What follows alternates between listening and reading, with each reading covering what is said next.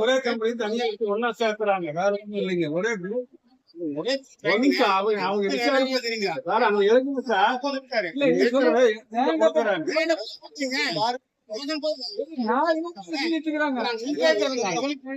மைவி3 ads நிறுவனத்தின் மீது அவதூறு பரப்புவோர் மீது நடவடிக்கை எடுக்க கோரி அதில் உறுப்பினர்களாக உள்ள சிலர் ஈரோடு மாவட்ட ஆட்சியர் அலுவலகத்தில் மனு அளித்துள்ளனர்.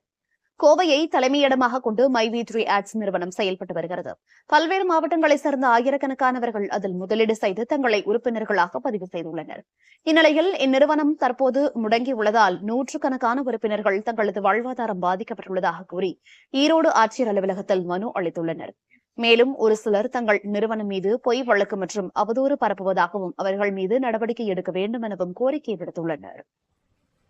తమిళనాడు జూన్ 8వ తారీఖు అక్కడ ప్రతి డిస్ట్రిక్ట్లో నుంచి మన మైవి3 సభ్యులందరూ కూడా 200 మంది చొప్పున అక్కడ జిల్లా కార్యాలయానికి వెళ్ళి జిల్లా కలెక్టర్ కార్యాలయానికి వెళ్ళి 200 మంది చొప్పున మొత్తానికి 7,600 కేసులను అశోక్ శ్రేణిధి మీద అగేనిస్ట్గా పెట్టారనమాట. మన కంపెనీ పట్ల జరిగినటువంటి ఈ సమస్యలను వాళ్ళకు తెలియజేశారు ఇందులో.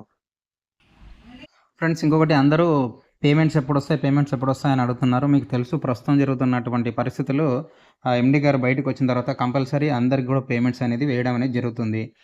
ఇంతవరకు వెయిట్ చేశారు, వెయిట్ చేయండి. హోప్ అన్నీ మంచిగా జరుగుతాయి, అందరికీ పేమెంట్ రావాలని అందరూ కూడా అనుకుంటున్నారు. ఆ ప్రయత్నంతో ఇవన్నీ జరుగుతున్నాయి. తప్పకుండా పేమెంట్స్ వస్తాయండి.